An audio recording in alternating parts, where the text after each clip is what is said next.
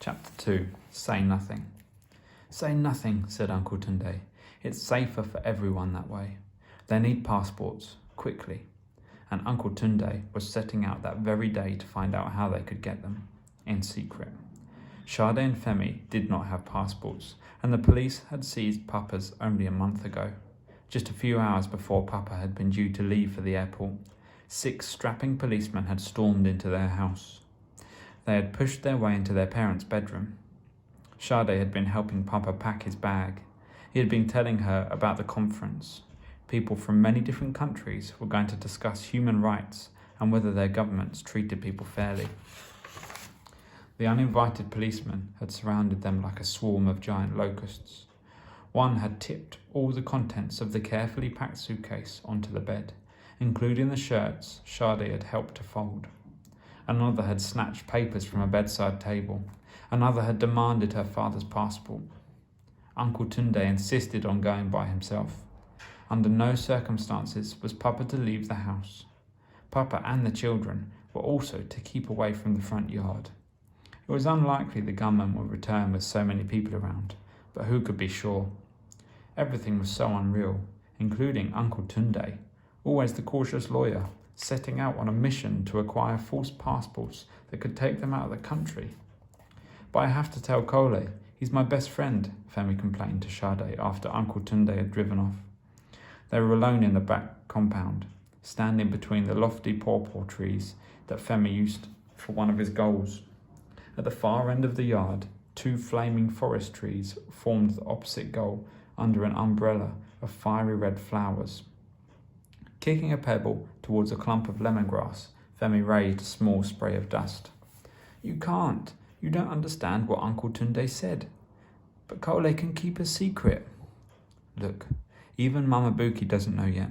If Uncle Tunde gets caught, he is in big trouble. You heard him. I don't want to go to London, Femi whined. Sade sighed. She was trying hard not to let herself think too much. After those great sobs had subsided earlier, her mind had become almost numb. Everything was happening too quickly. She did not want to hear Femi's complaints because she did not dare let herself think about everyone and everything she would have to leave. It was too much. She ached to hear Mama's voice calling them, to see Mama appear at the back of the door with her warm smile and welcoming eyes. Mama who would reassure them when they were sad or frightened. Mama who would remain calm and upright even that time when the police took Papa away. Come to the kitchen, Sade said abruptly, although she did not feel like eating. I'm sure Mama Buki is making something. Femi scowled and shrugged his shoulders. Leave me alone. When Uncle Tunde returned some hours later in the afternoon, he headed straight for the study with their father. A few minutes later, he invited in the children. I've told your father that it's going to take a little time to get him a good passport. It will also be safer if he travels on his own. Uncle Tunde gazed down at his gold-rimmed spectacles dangling from his right thumb and finger. He seemed to be thinking about how to continue. However, by God's grace, there is a lady going to London who is prepared to take you as her children. Sade and Femi stared, not understanding. Her name is Mrs. Bankole.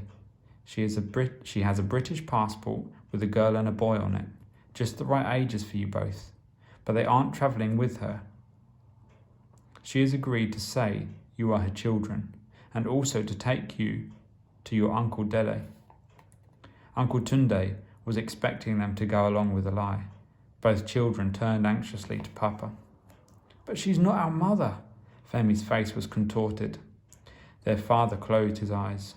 When they opened, they wavered unsteadily, as if hurt by the light. Of course I want us to travel together, he began. But these people your uncle met know much more than I do about this. He hesitated, looking from Femi to Sade. This business of getting out of the country. And the main thing, the most important thing, is that we all end up safely together in London. We can't afford to miss this chance to get you out safely. We don't have much choice, and we certainly don't have much time. Uncle Tunde no longer hid his agitation. I was told it is usually very hard to get the right passport for a child, and here we have the chance to get the two of you out together. You must realise that we are only doing this because those people who killed your dear mama will stop at nothing." Sade bit her lip. She and Femi were already swinging as loosely as Uncle Tunde's glasses. "So when do we have to go?" Uncle Tunde and Papa glanced at each other to see who would answer. "Tonight," their father said very quietly.